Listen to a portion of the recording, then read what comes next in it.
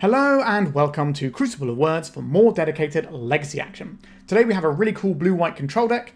This is a deck from Phil over at the Eternal Durdles, and this is what they played to the Magic Legacy Cup, and I think they went 4-1-2, so they got hampered by a couple of draws. But the deck seems pretty solid, and there's a lot of interesting theory craft gone into this one, so I thought it was definitely worth playing on the channel. We played a previous iteration of this deck a little while back, which you can search in my channel for if you want to look for grindy control decks. You'll most certainly find it. I will also link the relevant Eternal Durdles episodes to the Magic Cup here in the description, which is definitely worth checking out. I think the theory crafting here is really something, and that's what I wanted to showcase here. So we've got a 17 land control deck. So we're cribbing a little bit from what tempo decks are doing. So we've got a bunch of cantrips. So we've got the Lórien Revealed as part of our mana base, which then becomes a draw spell later on. So this can kind of help us be a low land count deck, so we're always going to have gas. We've obviously got Brainstorms and Ponders because they're just great, and we've got Mishra's Bauble, which has some added value when we're playing things like Counterbalance in our deck. The core of this deck is the 4 Mystic Sanctuary. So this is how we're going to basically set up an unbeatable endgame. So by using this Mystic Sanctuary, we can put stuff back on top. So the loop that we end up establishing involves Thwart, where we return 3 islands to our hand and we can counter target spell. So we can return a couple of Mystic Sanctuary. Then we can play a Mystic Sanctuary, get back the Thwart, and then we just have this loop where we get to get back the things we want and make sure that we're just countering our opponent's spells every turn. And that is quite a powerful thing to be doing when we end up in the late game. We've obviously got a lot of removal to help us get to that late game. So we've got Source of Plowshares and Prismatic Ending. We have a single Volcanic Island so that we can pay 3 colours into the Prismatic Ending, as well as running a 1-of blast on the board. We have a Terminus to sweep up a bunch of creatures. Obviously, getting this back with a Mystic Sanctuary is pretty darn good, because then we get to Miracle it. And here is an interesting card, Legacy's Allure. This is a blue-blue enchantment. It sits in play at the beginning of your upkeep. You put a treasure counter on it. When you sacrifice it, you gain control of target creature with power less than or equal to the number of treasure counters on it, and this lasts indefinitely. So why is this in the deck?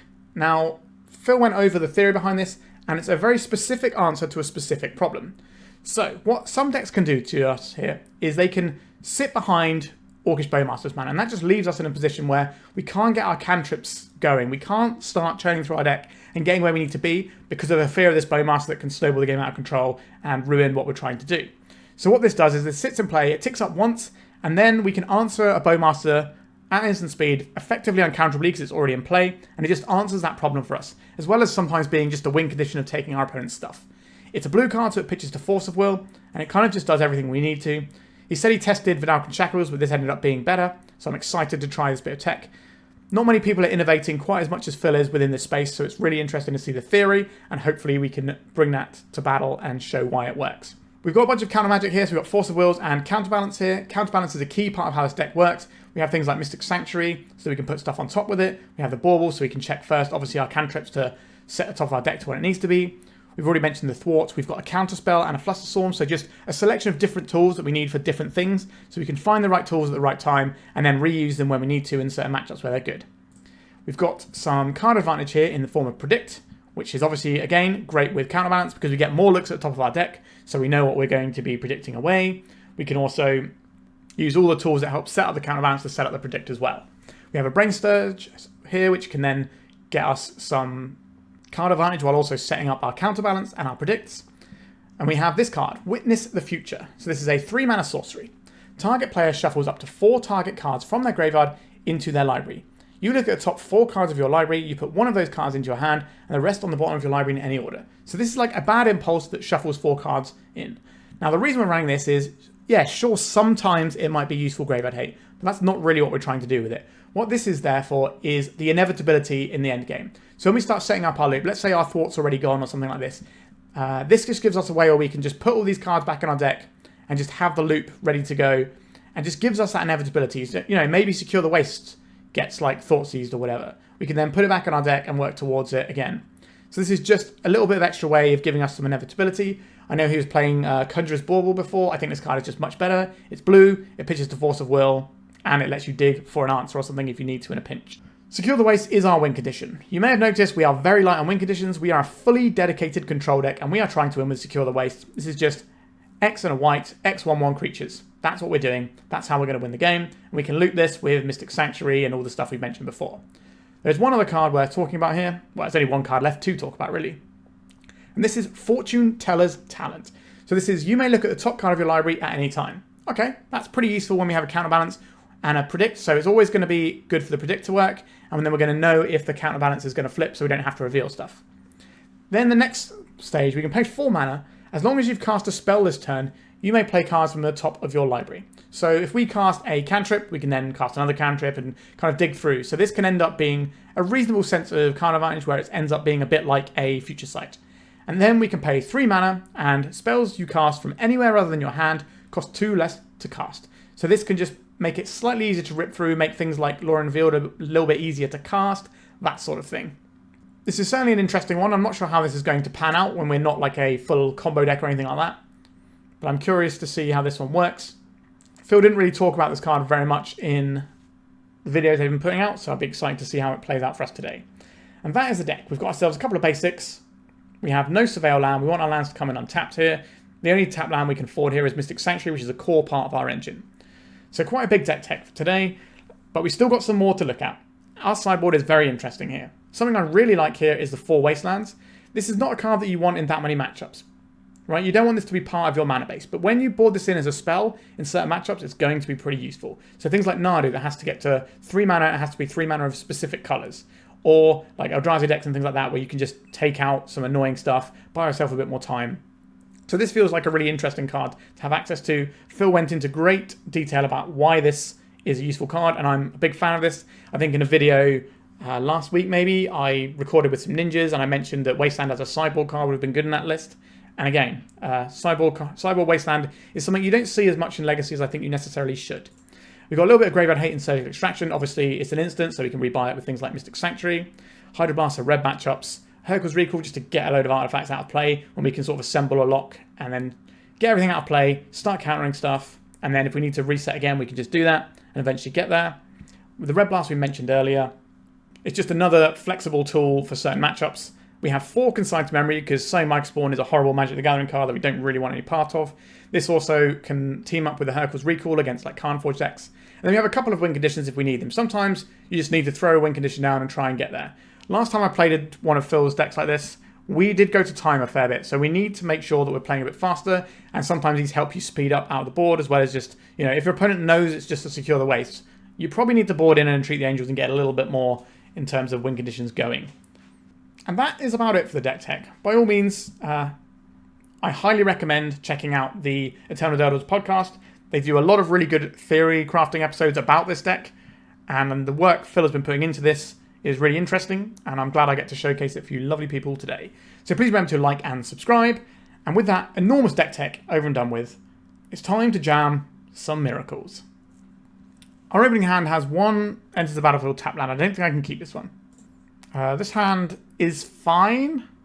I'll keep this. I think we're going to get rid of one of these pendings.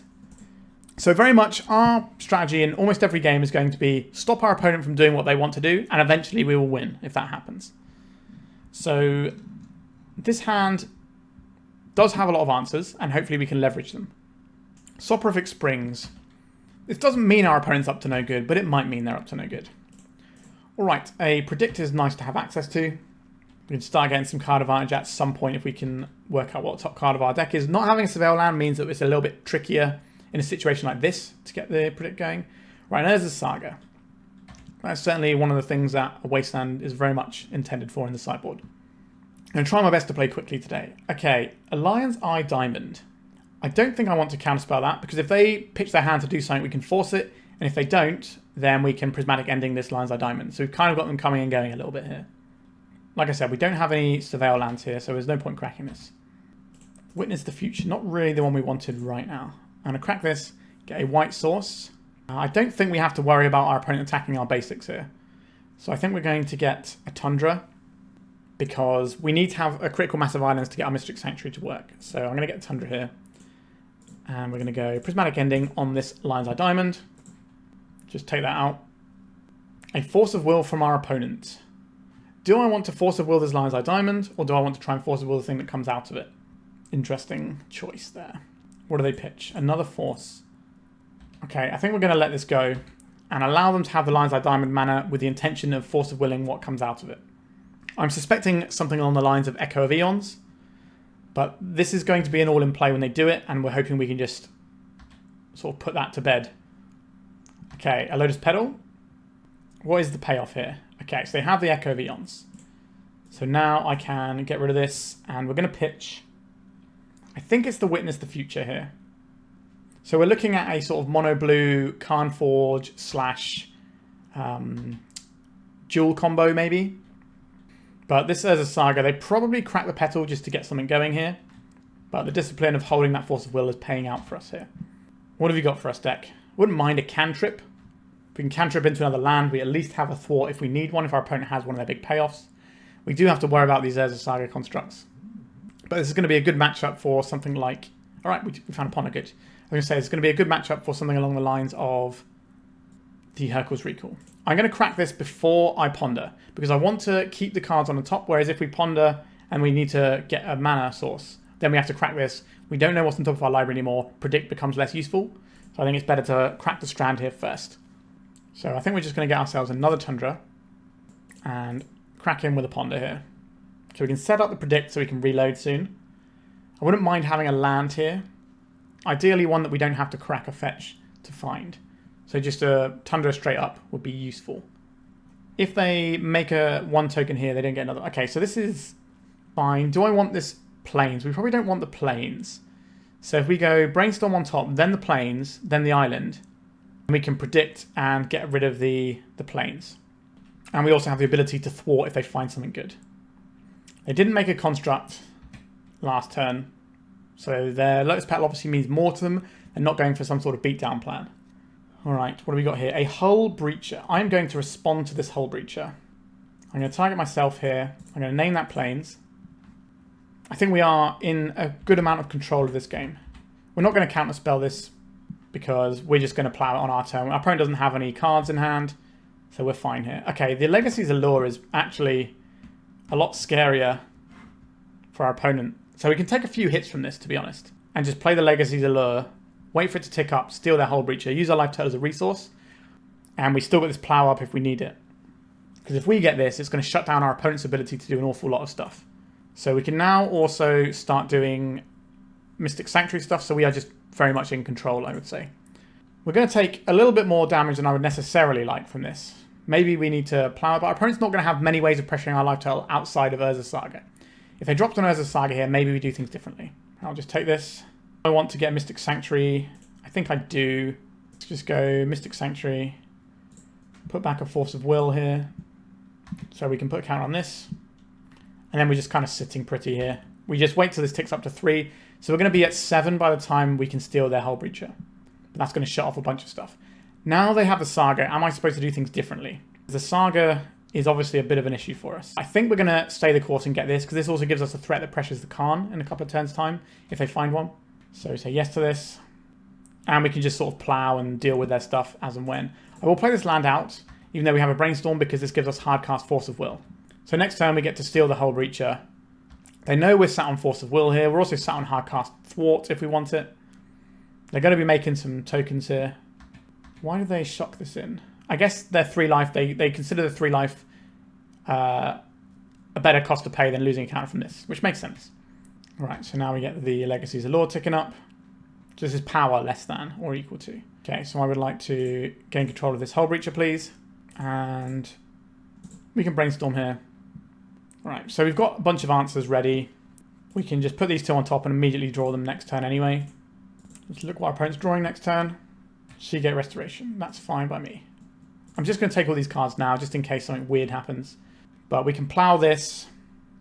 We can thwart a spell, pick up our Mystic Sanctuary, work towards plowing something else. We've also got a plow and a Prismatic Ending coming, so we can cleanly answer this Saga without ever taking damage. So they're going to make a guy here, and then they're probably going to get something that makes their guys deal more damage. That would be my guess. So it could be Lava Spare Boots, could be the Shadow Spear. If they get something we really have to care about, then we can Prismatic Ending that. Right, so we've got a Construct here. We're ready to plow this guy. Let's see what they find.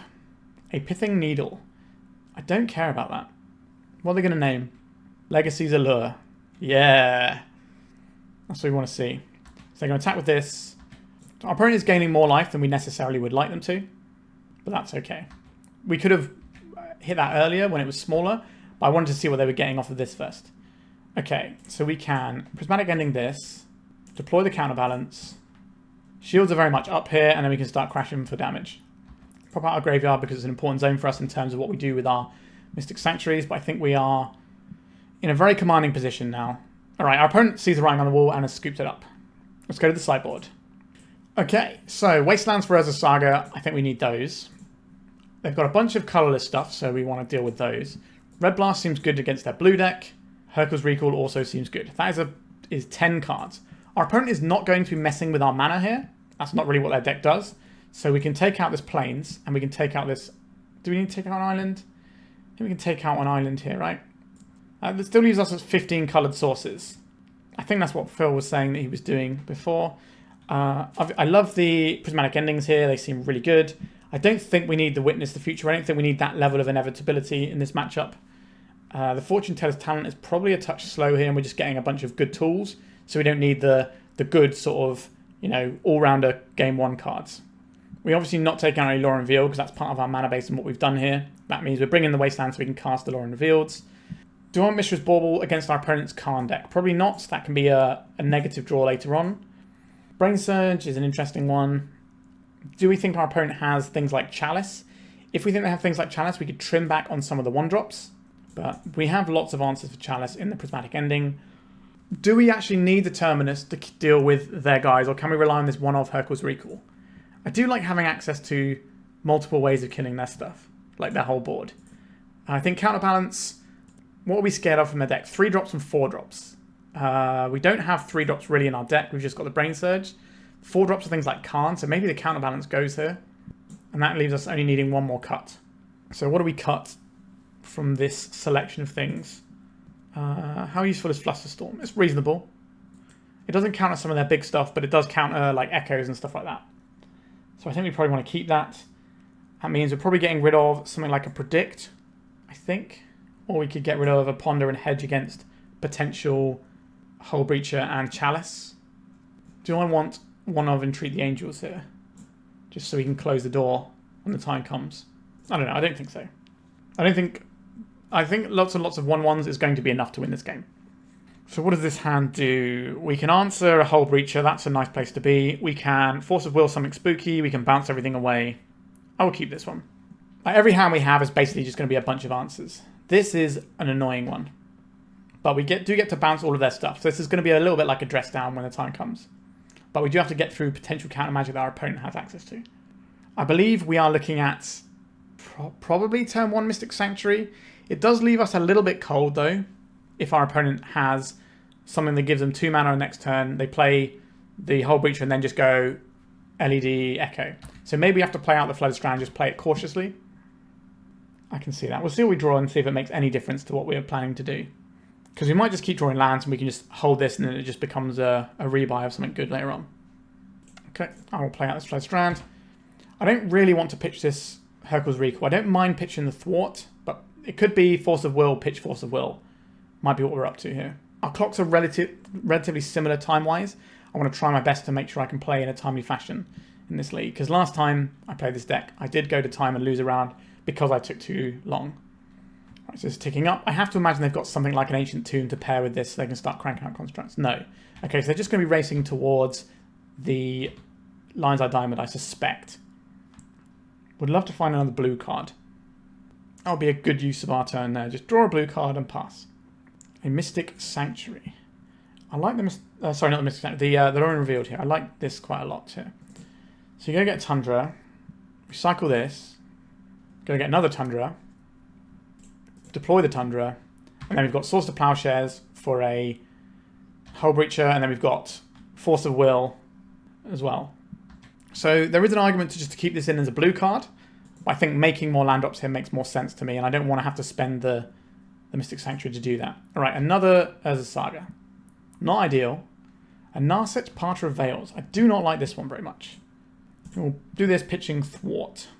Right, we got a Force of Will over there. Do I want to Force of Will pitching Hurkyl's Recall? That takes the Hurkyl's Recall out of the deck forever. But this card is really good against our deck. I think we just have to Force of Will this. If they cycle and redraw here, then sure. Okay, so they had to pitch an Echo of Eons to get this in. But if they find an Echo, we just lose here, I think.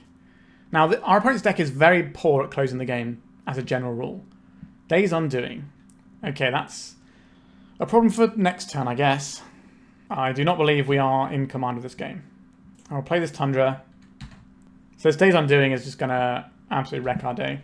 We're going to get one card. Now, our hand isn't great, so it's not the end of the world to trade this in for one card, but it doesn't feel good. Sink into Stupor. Is that just going to be a land here? Okay, it's a different land. Seagate Reborn. So the Chrome Mox is probably going to imprint the Sink into Stupor here, and then they're going to cast Days Undoing. There it is. We don't have a response. We draw one card. It's a Force of Will. Not that useful. Secure the Wastes. That might be useful. We might be able to pressure our opponent's Narset and then start turning the rest of the stuff in our deck back on. But we're going to see how bad the fallout is from what our opponent's just done. Like, this being a 3-3 is obviously annoying, but our deck is chock full of ways of dealing with this. But I'm looking at trying to concede this game soon so that we can save ourselves some time, because we need time to win the game. Another Saga, that's pretty annoying. Aligns our Diamond. Yep, that's pretty good. Are we going to go for another spin? Okay, the Scary's gone. It's another Narset. Can't do anything about that one. Narset is taking a little peek at the top of their deck. What are they going to find? Another Narset. Okay. We're going to see this Narset. 7 mana. Echo of Eons. I could just jam this Secure the Waste right now. I think that's the correct thing to do here. We'll have 2 1/1s. Source to Plowshare. So we can do this and stop the Narset from drawing another card here. But our opponent's deck, like I said, doesn't actually win the game very effectively. It kind of just spins its wheels, literally, and sometimes gets to make a huge board of stuff and do some Hull Breacher stuff. If our opponent goes for another spin now and we don't have a Plow up, we're going to regret doing this. But we have the mana to attack our opponent's Narset here. Malevolent Hermit, sure. That's a 2-1, so we can beat through that. But the backside of this gives them uncounterable spells. So we could Plow this and send 2 things at the Narset. I don't hate that. I think that's probably what we have to do. Like, we are a little bit ahead of our opponent, and we are doing our turns a lot quicker than our opponent is. I don't mind trading these off, so I'm just going to attack all creatures at Narset. If they want to minus the Narset, we want it to kill the Narset, so at least it doesn't draw them. It doesn't stop us from drawing cards. Okay, while our opponent's letting us open up a lead in terms of the clock, I'm going to allow this game to continue. A Benevolent Geist, sure. Makes our Force of Will look bad, but we don't have a blue card, so it already looks bad. 4 cards in our opponent's hand. So they went through all their wheels and stuff and didn't really get anywhere. So non-creature spells can't be countered, but we can counter a Hull Breacher with this. So I guess we still in this. Cast the Ponder into the Narset doesn't feel great, so we're not going to do that. Yep, the Saga's ticking up is a bit of an issue, but our deck is pretty removal dense. So I believe we can deal with this. Yep, another construct. What are they going to dish up from their library here? Could just be another piece of mana, like another Chrome Mox or something. I don't know if they're going to have that. They didn't get any Shadow Spear or anything like that last time, so I don't think they've got anything like that unless they boarded it in. Just a lower spell, just a bit of mana, that's fine. Obviously it pumps their construct, so it's not the most fine. We will need to find an answer to what's in front of us. Do I want to take 7 life? I think I will gain 7 life here. A Predict. This can cantrip for us, because this only stops us drawing our 2nd, 3rd, 4th, 5th, etc. cards. So we can cast this on our opponent's turn to draw 1 card. So this can try and find us the answer to a construct. I'm going to name Flooded Strand. It doesn't really matter what we name here. So this is going to be the Hull Breacher. We will respond to the Hull Breacher with this Force of Will. They have a Force of Will, we're dead. Okay. Yikes, a little bit awkward for us, but I think we can certainly get through this one. Do I want these counterbalances? Like, maybe we can counter our opponent's Force of Wills. Maybe that's okay. I'm not wholeheartedly convinced by it. Do I want an Entreat the Angels so we just have another way of smashing a bunch of creatures down? No, I think I like how we boarded. It just didn't work out for us that time, which is fine. That's going to happen sometimes. Okay. I'm going to keep this. The cards I'm most scared of involve being called Urza's Saga. So Urza's Saga and Hull Breacher are 2 things I'm scared of. We get to Brainstorm before Hull Breacher comes down with this hand, which I don't hate. We have ourselves a Consign to Memory. I think I'm just going to wasteland our opponent here. Our opponent's deck is pretty mana light. Tapped land. Love to see it. I don't think I'm going to wasteland this land though. Let's get a nice Brainstorm off. We can put this Mystic Sanctuary back and probably another land. Probably another Mystic Sanctuary. So we could shuffle here, or we could play out Wasteland and take them off of a land. I think I want to just play out this Flooded Strand for now. And so we can at least get the shuffle. We don't want to just be drawing 2 Mystic Sanctuaries. I think that's where I want to be right now. Right, Saprazan's scary. That is something I'm happy to Wasteland. Let's go and get this Tundra. Sure, we could go and get the Volcanic Island, but we have another fetch down for that when the time is right. Right, here's a Wasteland. Let's just strip this out. And we still have 1 Wasteland for an Urza's Saga. The question is, if they play a Saprazan Scary, do I Wasteland it? Alright, they're doing nothing over there. That's what we like to see. Another Wasteland. Our opponent's getting close to the big scary 3 mana plays. But I think having 2 answers in hand for an Urza's Saga is a fine place to be. We've got a Force of Will. I don't really want to necessarily use it. Okay, absolutely rewarded for not Wastelanding there. They want this guy in play, do they? Let's Wasteland this. I'm just trying to think when we plow this. If we plow this now, we're playing into Force of Negation. If we plow this in our opponent's upkeep, they can't Force of Negation it. I doubt they have any hard counter spells like that. It's just going to be things like forces. So we're going to plow this in the upkeep. We can get back this plow whenever we need it because we have a Mystic Sanctuary locked and loaded. Well, look, another Urza's Saga. Delightful. We're doing the same again, are we here? Do I want to Force of Will this? If we Force of Will this, we could just go and get the plow back. It's fine. I think that's okay here. Doesn't mean we let them burn with their Saga for a turn. That is the one downside of doing this. I think we have to play out the Wasteland, deal with their Saga, and then next we take 3, use our life total as a resource, then we put the plow on top, then we kill this creature. We can take 3 for ages. They didn't even attack. This is differently worded to Narset. This specifically says the draw in the draw step. So we don't get to predict on our opponent's turn and draw something. A stock up. It's annoying, but our opponent doesn't have that many cards we care about. So I'm okay to just let them stock up here. They didn't attack last turn and they're going to change their mind. They are not. Let's crack this. Get Mystic Sanctuary. Get back this plow. Oh look, it's a Swords to Plowshares. I would like to cast a Swords to Plowshares on this creature. It's gone. I don't really want to Brainstorm into open mana that can represent a Hull Breacher here. If our opponent plays something out, then we can respond. 4 mana. A Narset. So they have the ability to play a Hull Breacher here. That is interesting. I think we Force of Will pitching the Consign. Force of Will. So they could still play a Hull Breacher here. It is awkward. It is real awkward. I guess we Brainstorm, and if they have one, they have one, and we lose to it, I think. Okay, they didn't have one. So if we put the Mystic Sanctuary and then the island on top, if they had a Hull Breach, they would have played a Hull Breacher there, so I'm not going to hold the Terminus or something. We do this, and then we're going to predict ourselves, naming island, which we just put on top. And now the Narset is going to be an issue for us. We do need some red mana, and then we can Prismatic Ending it. They revealed a Days Undoing, so they're probably just going to Days Undoing us right away. And that's going to suck, obviously. This particular matchup doesn't feel great, because we're just kind of spinning our wheels, and then they can just reset everything in their favour over and over again. We don't get any cards this time because we drew a card in their turn. So we have a blank in hand. Malevolent Hermit. Okay. Another look with the Narset. Khan the Great Creator. Well, that is not great for us. I'll tell you that much for nothing. So this is a Mycosynth Lattice lock, I believe, if they want. Oh, no, they don't want to go for it. They could have just done this. 4 mana for the Khan. Minus, in response, tap for 6. I don't think we plow this right now. Consign to Memory. Okay. This gives us a pretty good answer to the Khan. So the reason we don't want to do this is Hull Breacher is a lot scarier than a Narset. I want 2 copies, I think. Our opponent definitely gave us a little window they didn't need to here. They could have done this last turn. Obviously, they would lose these Lion's Eye Diamonds and whatever's in their hand. So maybe they just didn't want to do that because they had something useful. And they wanted the mana to maybe do some Malevolent Hermit stuff. If this attacks, are we ploughing it? That's another question. So what they probably do if we plough this is they sacrifice it to its own ability, so it's in their graveyard rather than exiled.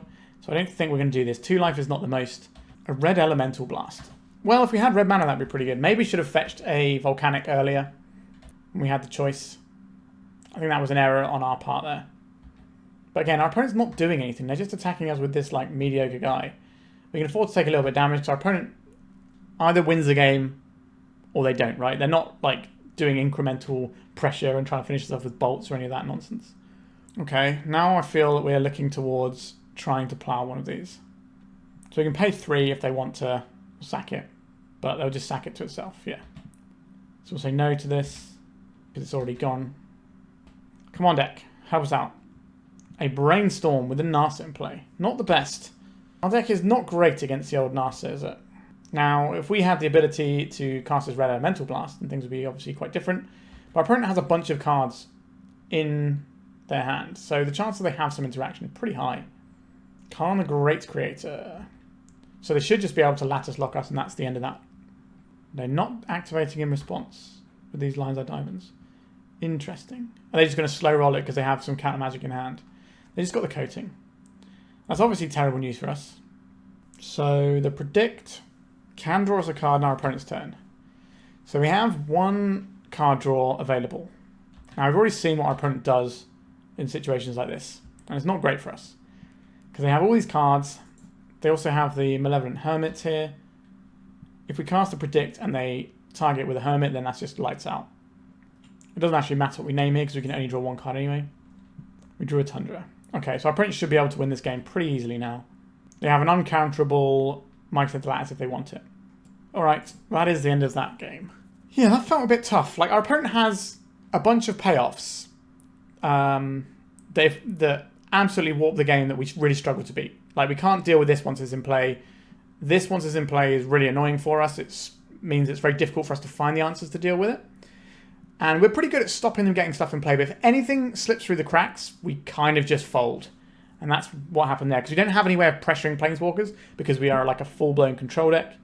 Yeah, bit awkward, and that is, unfortunately, a loss to begin the league with. But we can think about how things could be different in this matchup and what we could do to change that.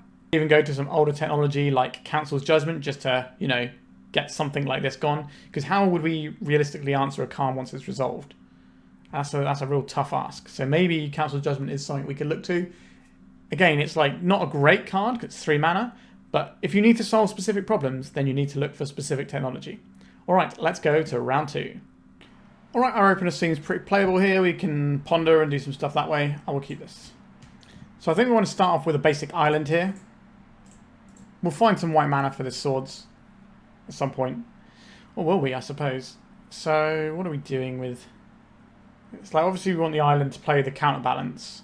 We're going to be a little bit shut off of plow, but we can maybe ponder into that if we need it next turn.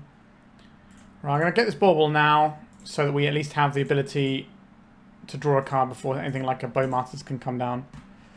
City of Traitors. Alright, our opponent's up to no good over there. Ancient Tomb. What are we going to see? We got a Lotus Petal as well. A Fable of the Mirror Breaker. It's good. So our opponent is most likely to be mono red Stompy. So we could try and ponder into a white source to plow this, which I think makes a lot of sense considering we know that one of our opponent's lands doesn't tap for coloured mana, and we can stop them getting the treasure token, and I think that's going to be a good place for us to be. Just cast this ponder. Force of Will is okay here. Like, that's a pretty reasonable get here. So if we're not casting anything now, it's probably a good time to get this Mystic Sanctuary out of the way. It's either that or we play this Fortune Teller's Talent, which doesn't actually seem that great right now. I think this is going to be a card that gets pitched to Force of Will at some point. So our opponent gets to do a little bit of looting here. Like, the chances are they will find a coloured source if they get to cast some real spells here. I don't think Counterbalance is looking very good here in this matchup just in general, because our opponent has lots of mana costs at different places to where we do, because we're low to the ground playing all our ones and stuff. And they're probably playing, you know, things like Chalice and all that sort of stuff. They've bitten off a Spirit Guide, which suggests to me they probably do have some red mana. And they're just going to play their land in their second main phase. But we can Force Will something like a One Ring. Khan the Great Creator. We've already discovered that Planeswalkers are not our friend. I think I'm going to get rid of this Counterbalance. I just don't think it's going to be useful based on the mana cost in our opponent's deck. Right, so we get to ponder again. This is in any order in shuffle. A Legacy's Allure. Well, use it or lose it, right? Our opponent's not going to be able to interact with this in the main deck, so if they play a sweet creature, we get that sweet creature. But obviously we have to take this up quite a way to get something like a Pyroglyph. But it's not that difficult to get a Broadside Bombardiers, although we don't have the most amount of stuff to throw with Broadside Bombardiers. But if we have to do that to make sure that we don't die to the Broadside Bombardiers, then I'll take that. At this point, I wouldn't mind having a Goblin Shaman token, so just so we can get some white mana. These are the only two basic islands in our deck. And obviously we have the Mystic Sanctuary, which we have many copies of. Actually, no, we have 3 islands in the deck, right? So we've got 3 islands. We'd very much like to find a plains. So they get the backside of the Fable Mirror Breaker now, which is a problem for us to worry about later. Which is a thing we can maybe steal. Khan the Great Creator. I don't like it, but it's what we're doing. Don't think we can allow this Khan to come in. So our opponent's deck is probably more towards Painter than Mono Red Prison, because they have the Khans in. So they could Red Blast us here and just put us in the absolute Stone Age. I have to imagine the Painter deck is going to be a little bit awkward for us with the amount of Red Blast and things they have access to. Alright, we don't have to worry about Khan, that's something. But we don't have anything going on at the moment. But if we just draw a white source, then we're okay, because we can then deploy that. Okay, the Chrome Mox isn't a Painter card. So I have too many artifacts, really. So maybe our opponent is just Mono Red Stompy with some Khans in. A Broadside, yep. Very much like to plow a creature and then tick this up. But we're in a bit of a rough spot here. Prismatic Ending, not the one we want. Is it worth us playing the Mystic Sanctuary just to get that out of the way? I don't think it matters here. We're just going to play this Fortune Teller talent and see what we have. A Counterspell.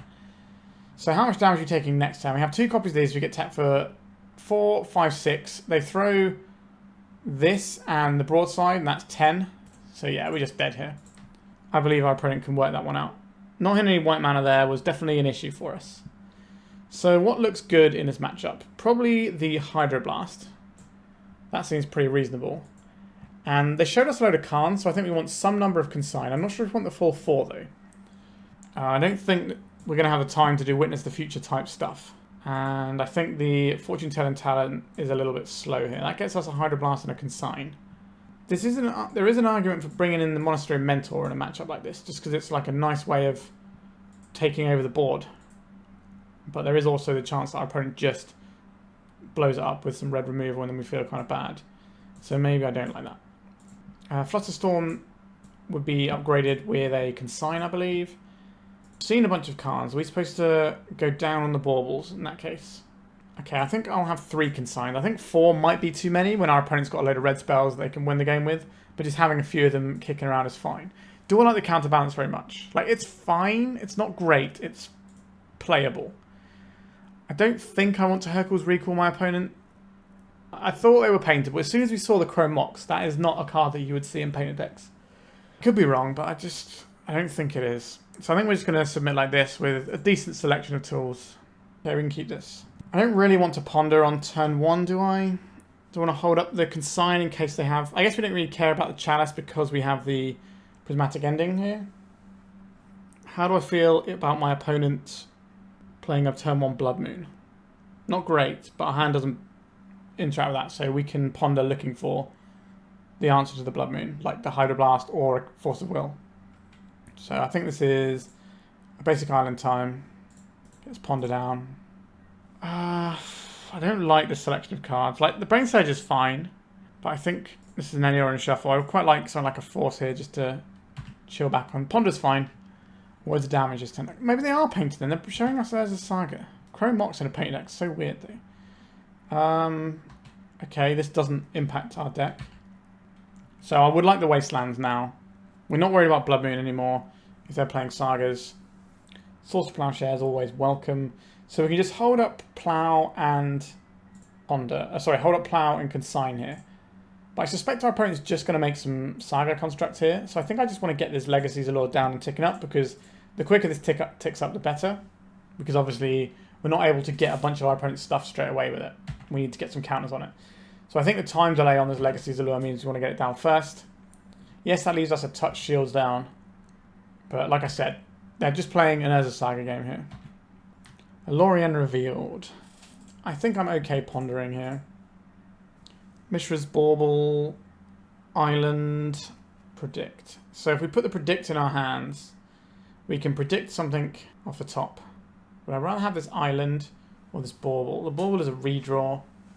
I think we have enough lands here. Let's put the Bauble on top. Then the island. Then the predict. Say no. We have the predict in hand. We've got the Tundra, so we can predict now. If we have to cast some spells, we can predict in our upkeep instead, because we know the card down underneath that. So they're going to make themselves a friend. Do we want to predict now, or do we want to hold up this Consign? I don't think there's anything too scary. We should probably just play a bit clean here and just take out this construct while we can. Like, they're only going to gain 2 life here. We still hold up the Consign. Right, they're getting a Chrome Mox. We could consign the trigger of the Chrome Mox, but I don't think that's where I want to be. A Fable. Okay. A Red Elemental Blast. Another Urza's Saga. Okay, we can consign the trigger that makes guys if we want. So the top card of our library is an island. Do I want to draw that island and then get rid of the Bauble instead? I think so. I don't want to have to spend mana on this. So I'm just going to take this island, and then I think we predict ourselves first. Mishra's Bauble. So then we get Brainstorm if we want to Brainstorm. Do I want to... We don't really have a good way of dealing with these yet. So we could Brainstorm. We can always shuffle our upkeep as well. Right, so we play this land out and then Brainstorm with it. I guess we're not casting anything right away, but it'll give us more information about what we're doing in regards to their Urza's Saga here. Okay, a Terminus. That is fine. We'll put that 2 down, and then we'll have this Plains. And hopefully we can tread water a little bit. So what's the text on this? Players can't cast spells from graveyards or libraries. Well, Terminus is cast from our hand, because it's after we've drawn it, then we get to do stuff. So I'm going to allow them to make this saga. We can stop the ability for them to search something out of this. And that's probably where we're going to go with this Consign to Memory. Because we have the Counterbalance. They're going to make a guy here to force through extra damage. They are. Okay. So I think we're going to consign that away. We can take out our opponent's only red source. That honestly seems pretty good to me. Shrinks the size of their construct, so it buys us a little bit more life. And then we can consign the trigger where they search here. And then we're still holding ForceOfPhil blue card. So they're going to make a friend. We'll let them have their friend. And then we'll consign to memory with replicate. Just in case they have like Summon Spirit Guide and Pyroblast, we don't have to want to spend a ForceOfPhil to stop that from happening. So we've stopped our opponent having red mana for now. Alright, they found some red mana. It's tap day. So we're going to take 8, which is obviously a big chunk out of our life total. But we've got this Terminus coming. Cast of Miracle. Get rid of those guys. And then next turn, so we can ForceOfPhil blue card whatever we need to, and then untap and draw for 3. And then hopefully be in a pretty stable position. Pyrogoyf. No thank you, opponent. Will I rather Brainstorm so that we have mana that we can use, or are we just going to take a big draw with this Lórien Revealed? Pyrogoyf is lethal. It does make me want to Brainstorm here. A Force of Will is useful. We also have this Mystic Sanctuary that we can fire off. I think the Legacy Allure is probably done enough at this point. But if we want to... So this wants to be our blue card, which means we're putting these 2 on top. Which means we don't get access to like a Force of... for something else we want off the top. That is a little bit awkward, isn't it? I guess if we put this on top, then this on top, then we can play this, put a card on top. We don't get to do it the way we want to there, do we? We definitely want to draw 3 cards next turn, I think. And we're definitely pitching this to the Force of Will. It's a case of, which order do we stack these? If we want to draw 3 cards next turn, we have to put this on top. But then we don't get Mystic Sanctuary back like a piece of removal or whatever. Alright, I think drawing 3 cards is probably the correct thing to do on the following turn. So we are dead to Pyrogoyf, so we do need to have our Force of Will at the ready. We don't care about Lotus Petal, that's exactly the sort of thing we want our opponent to have. 4 mana, a Pyrogoyf. We will say no. So we can cast this. We are dead to another Pyrogoyf here. What do I want to put on top of my library? We can put a Force of Will on top and just be ready to go on the following turn. We could just draw a random card next turn and then put whatever we want on top and then draw it with the Lórien Revealed, which I think is the better play. because then we get to react to what our opponent's doing. If they have the third Pyrogrowth, we die here. Caves of Chaos Adventurer is a problem. Okay, we are on 5 life, so we need to get back the initiative. And our deck is very, very poor at taking the initiative. I think we just are stone cold dead to the initiative a large amount of the time. So how are we going to do this? We could get back the Consign to memory. And consign to memory the trap trigger. Yeah, things are looking very poor for us. We need to find a removal spell here, so we're not dead to this, and then we have to deal with the next problem. A predict. Okay, I think we put this on top. Let's go and get this. Put this plow on top. I don't think our opponent is painted. They're just like mono red with as a saga, which is kind of novel. You got a Pyroblast for this? You have a Pyroblast. So we are very much dead right now. So I guess we have to predict ourselves and we name the source to Plowshares, which is what we actually want here. A Mystic Sanctuary and a Ponder. And then we're just dead to this. Yeah, oof. That does not feel good for us, to be honest. Like, the Urza Saga out of the mono-red Stompy deck was just another line of danger for us that we couldn't really deal with. I know Phil said that he didn't play against any Ancient Tomb decks when he played at the weekend, but this does feel awkward. Like, the initiative especially is a real issue for us. Okay, not looking so good so far. Let's go to round 3. I don't think we can keep this hand with a Mystic Sanctuary like this. It's a mulligan. This is also a mulligan. Okay, we can keep this. Witness the Future. I don't think we need this. Thwart. So we're either keeping this or we're keeping a random card. I think I like random card here. But we have access to a Ponder. We have access to a Prismatic Ending. Hopefully this is a matchup where we can leverage the ending. Would like to play against some sort of like Delvery style deck. That would be really nice. A Mountain. Faithless Looting. Alright, our opponent is probably on some sort of Dredge or Madness type stuff.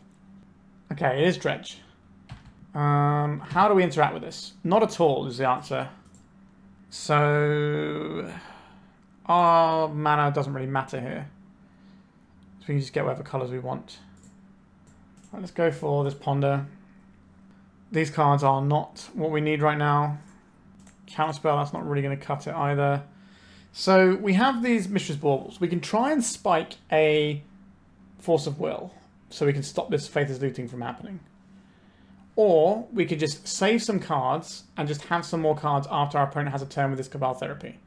Considering they're not showing us additional mana, I don't think we're getting Faithless Looting, but they might have a different form of draw discard effect. That could be another Faithless Looting from hand, or they could drop a blue source and cast Careful Study or Breakthrough. If our opponent casts Breakthrough, we definitely don't win. So I think I'm going to try and high roll here. See if we can find that force and shut this off. This is an absolutely abysmal matchup, by the way.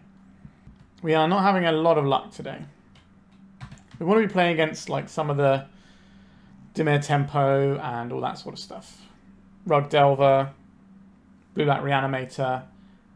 Those are things that we can fight upon. So yeah, so if this is a Breakthrough X equals 1, we are pretty cooked. There it is. So I was right to search for the answer to this, but we didn't find it, and now we're just going to be absolutely screwed here. So our opponent has anger, so any zombies they make are going to be hasty. They've got Satoru, so they have the way where they can deck themselves and then play the Thassa's Oracle. Alright, that wasn't so bad, but we don't really have a way of capitalising on our opponent's one being bad here. Flusterstorm, that does have some interaction with what our opponent's up to. Do they have they have Poxwalkers. They can get these Poxwalkers back as soon as they find a Narcomoeba. We really don't have anything useful here. So we have two options. We can Ponder Flusterstorm, or we can... Wait, why are there Narcomoebas in the graveyard, but they're not in play? Wait, what? Did they click no on their triggers? I guess we take it. That is odd. So... I think we're going to cast a Ponder. We're going to cast off of this Volcanic Island so we can hold up white mana in case we find a Plow. So we still got the Flusterstorm. Right, so we did find the Plow. Don't really want this Legacy's Allure, do I? Doesn't seem ideal. So that's the one we'll shuffle away next turn. So if our opponent gets back a Poxwalkers, we can then Plow it and it's gone for good. Yeah, our opponent must have clicked no on these triggers. I assume they're going to click yes this time. There it is. Cabal Therapy. So they're going to get back a Poxwalker. How many Cabal Therapies they've got there? Got one more. So we could I think we just need to Plow this Poxwalker. I think think that's the only sensible course of action here. And then we can pending away the other one if it's still around, which seems very likely. Because anything they cast in the bin is going to bring it back. They do have a Dread Return. But they only have one bridge. So by doing that, they can't reanimate this Satoru this turn. Unless they have some more action. Cephalid Colosseum. Well, that certainly counts as action here. So they will Cephalid Colosseum here, draw up a bunch of cards, dredge pretty much the whole deck, and probably put in the Thassa's Oracle or the Satoru first, and then the Thassa's Oracle, and that should kill us. Okay, finally found a Grave Troll. Out comes an Narcomoeba, so now they can Dread Return the Satoru. That will draw them a card, which will then dredge them 6. And it'll also bring back the Poxwalkers, which will not draw them a card this time around, but then they can Cabal Therapy and then dredge another 6. And they should be able to get empty here. Yeah, this is a horrible matchup because most of our tools don't really interact with what our opponent's doing. They're Dread Returning the Ox of Agonis instead.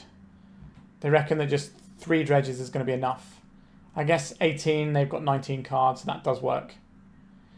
So dredge these. Are they going to kill us with damage, or are they going to just Dread Return the Thassa's Oracle here? Either way works. You know, Cabal Therapying, this gets them some Bridge from Below tokens. It gets them access to another Poxwalker they can sack for something else. So they know that we can't interact with the Thassa's Oracle kill here. Okay, they're hitting themselves. I don't think that's necessary either. Unless their plan is to Dread Return this Golgari Grave Troll and hit us for a huge amount with the amount of creatures in their graveyard.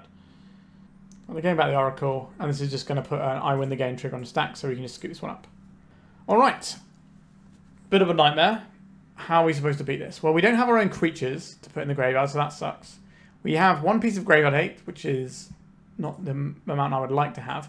Hydroblast hits Faithless Looting and Ox of Agonis, so that's reasonable. Red Elemental Blast hits Breakthrough and Careful Study or whatever, so that's reasonable. Because Science Memory can stop some triggers, like them getting the Narcomoebas in. So I don't mind this selection of stuff.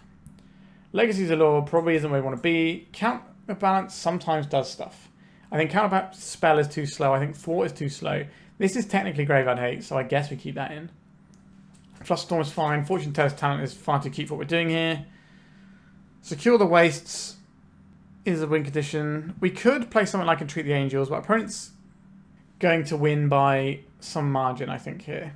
So maybe we just need some stuff so we actually at least can beat our opponent down. Because if we give them enough time, then they're just going to win the game. So we probably don't have time to be doing Counterbalance and Predicts and Brainsurges. We need to be going and just having early interaction. Prismatic Ending is not great here, to be honest. It's fine, but it's not spectacular. I think that's probably okay. So Dredge was always a deck that you used to bust out and just ruin all the control decks back in the day. Alright, we can counterspell the first thing our opponent does. We can then counterspell the second thing our opponent does, and then hope that's enough that they then need to sit there drawing regular cards, maybe play some boring Golgari Thug beatdown. Plug into 5, so our multiple pieces of counter magic should be good here. I think I'm going to just get this Mystic Sanctuary tapped out of the way. I think we're probably pitching the Predict, but it could be the Consign. The Consign can stop a bunch of stuff, so if we draw another blue card, we at least have more interaction. Okay, our opponent didn't do anything on turn 1. That is good news for us. We do have to decide what we want in terms of pitching to Force of Will. But we just have to stop whatever our opponent does. Now, they might have some counter magic of their own. We could just predict here, but we don't know what we're predicting into. It doesn't seem very likely to hit. I don't just want a 2-mana cantrip. Okay, I do like having a Ponder here, though. Lórien Revealed. Swords to Plowshares I like. I want the Tundra. So I think it's Plow on the bottom, then the Lórien Revealed, then the Tundra. We play the Tundra. We can hold up Predict here. So the top card of our library is the Lórien Revealed. And then it's the Swords to Plowshares. Which can Cabal Therapy us. I'm pretty sure I know what our opponent's naming, so I don't think I can allow this one to happen. Who are they targeting? They are targeting us. Well, I hate this, but they're going to name Force of Will anyway. This tells them that we have another Force of Will. A Lion's Eye Diamond. I want to counterspell this, but I also want to cast this Predict. Point the predicament. Pun intended. So if we cast this Predict, we have to hope that the card underneath Source of Plowshares is blue. I think the safest thing here is just to ForceOfPhil this and not mess around. That is unfortunate. Okay, so we could Lórien Revealed, shuffling away our Source of Plowshares, but I think Source of Plowshares is a decent card here. So we're just going to go make our Mentor, and then we have the Plow. We can Plow something that comes back. Cabal Therapy targeting us. What would you like to name? ForceOfPhil, no doubt. You name Days or something? Source of Plowshares. Like, it doesn't really matter what they name. They name Source of Plowshares. Sure. That is on top of our library at this point. Faith is Looting. So this is just going to be putting some cards in the bin. We don't have any big haymakers like a Rest in Peace. Okay, no dredges though. I'd like to draw this Source of Plowshares. I will attack for 2. So we could put a Ponder on top of our library here. I think that's probably worth doing. So we Iron Cycle for this. And get Mystic Sanctuary. Play the Sanctuary. I think I want a Ponder here. Like, it's obviously very good with Mentor. And it can help find us some better tools. And we've got enough mana that we can dig with the Ponder and then still have some action. 7 cards on our opponent's graveyard. So they can draw 3 cards, discard 3 cards. But they don't have any dredges as of yet. They could just flash back this Faith is Looting. Satoru the Infiltrator. Sure. This has haste. I will be Source of Plowshares in this. Alright, let's get some Monk action going. Alright, that was pretty good. Now we get to crack for a little bit here. And Satoru is exiled, so they can't ever bring it back with a Dread Return. Alright, let's get this Ponder going. Consign to Memory and Flusterstorm are both cards I like here. I think Flusterstorm is better though. So I think we go Island, Consign, Fluster. And then these also help make us some monks. So we're just going to sit on the limited interaction we have. So if they go for Flashback Faith is Looting, we can Flusterstorm that. And then we move to our turn, we attack them for a bit more damage, and then we have the Consign to Memory, so if they do have any cool triggers. Right, so they're going to Cephalic Colosseum in their upkeep, so that the cards they discard are going to be there for their draw step. Do they really not find any? Right, they haven't found anything yet to dredge. I got Golgari Grave Troll. So we could have Flusterstormed that Otherworldly Gaze. A Lion's Eye Diamond. This does not work, but if they sacrifice this and cast this Faith is Looting, we can Flusterstorm that. So we're making some friends, and they don't get to Faith is Looting here. They do get 2 Poxwalkers back. They have a Cabal Therapy. They decided not to use it because they don't have any bridges going on. So I guess the plan here is attack with everything but 1 monk so that we can block and remove bridges. So we can stop triggered abilities. That's what we can do this turn. Some Narcomoebas. I want our opponent to have access to Narcomoeba. I don't think I do. I'd like to target this one. I'd target this one. So we should counterspell both of their Narcomoeba triggers there. So they get no Narcomoebas back. They have 2 Bridge from Below though, so they can sacrifice these and make enough guys. Otherworldly Gaze. They don't have Satoru to dredge their deck super easy. They don't have... Okay, they don't want to let their bridges go. Interesting. So 2, 3, 4, 5, 6. So if we can find any spell to cast here, we force them to block and kill one of our guys. But we know we were drawing this island, didn't we? Drawing even. I'll play this out in case we need to try and get them with an Terminus next turn. So these are 3/1s. So we can attack with 3 3/1s here. Do I want the Mentor itself to go? Hold on, let me just read the exact text of this. Whenever a creature is put into an opponent's graveyard, so it's not creature card, so this will exile the bridges. Because it specifies non-token creature from your graveyard, but not from your opponent's. So I would attack with these monks. Do I need to get 2 more damage in? They will probably trade off for this one. If that were to happen. I think we just go attack with 3 1/1s. I don't believe they block here. Cabal Therapy. Targeting us. So get some zombies here. These zombies have haste, thanks to anger. They know we have Terminus here, right? I saw it earlier. I don't really want to cast the Terminus. But there might be a situation where maybe we did. Oh, they named ForceOfPhil. They knew we had a Terminus in hand, but they saw it earlier. I'm sure of it. Maybe I'm wrong. A Breakthrough. Well, this is pretty disastrous. So now they can just dread return the Thassa's Oracle, and they will have 3 blue pips, unless they make a mistake. So they can just sacrifice a 2 Poxwalkers and a zombie token to dread return the Thassa's Oracle, and that is the game. Yep, a pretty niche deck in the format, but an absolutely miserable matchup for the old control deck. We are not having the nicest run so far today. Let's go to round 4.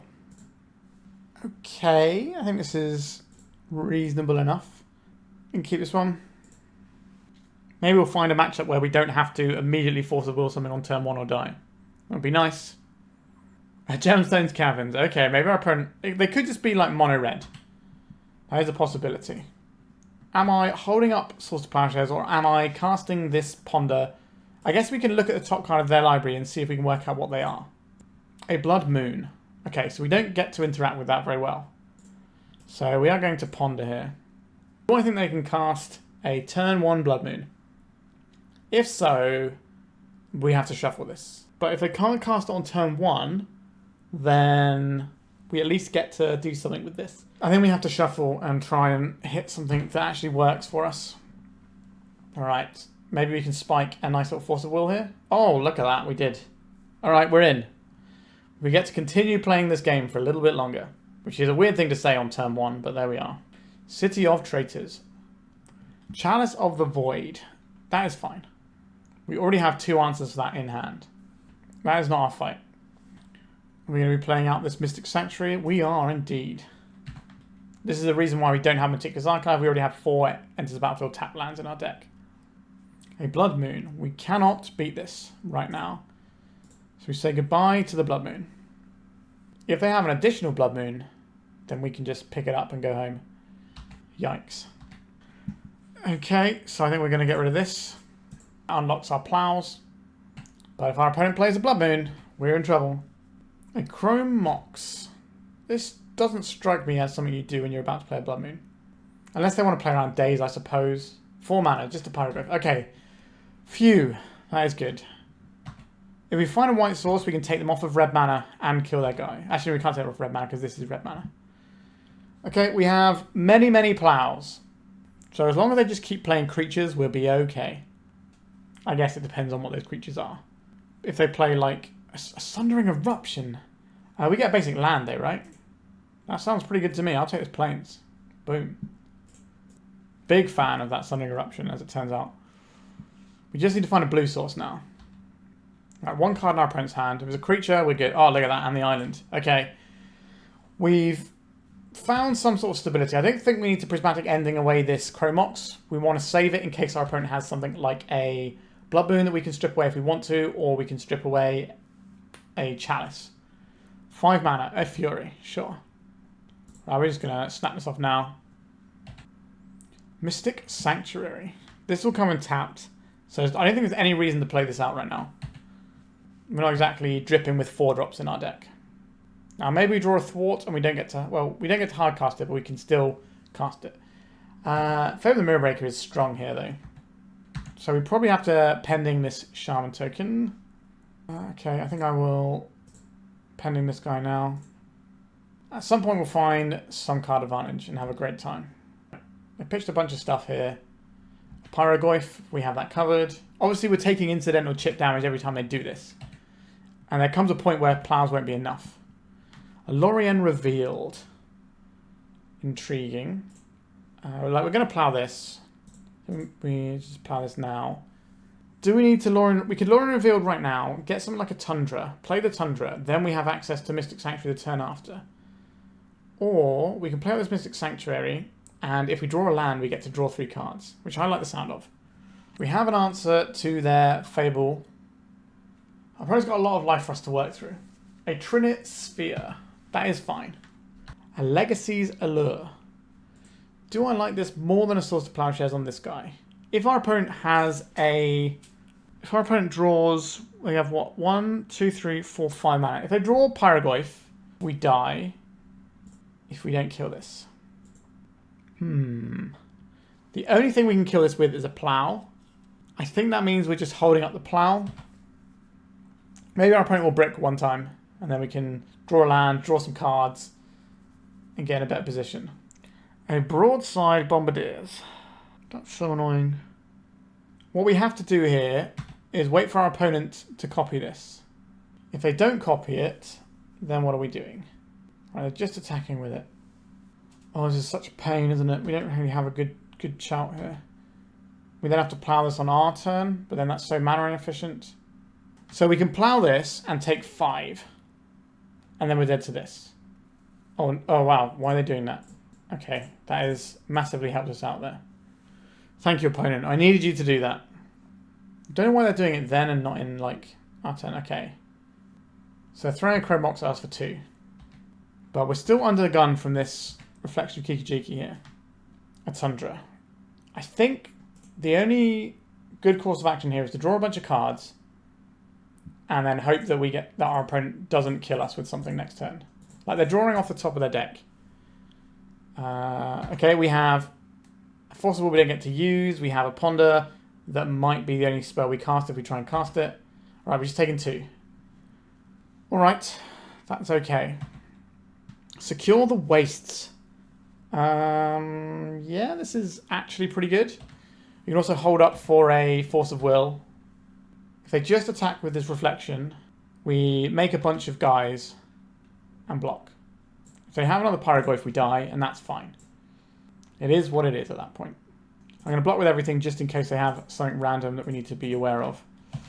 Don't want to get blown up by a main deck dead gone. We just need to make sure this is gone. Just Pyroglyph. Then do it to my opponent. One ring. We've certainly given our opponent enough life. I don't know how we're supposed to beat the one ring here. That card advantage is enormous. What are we doing? We can Prismatic Ending the Trinisphere. I don't really care about that. This Trinisphere is now helping us because our opponent can't empty their hand with all these sweet spells they're finding.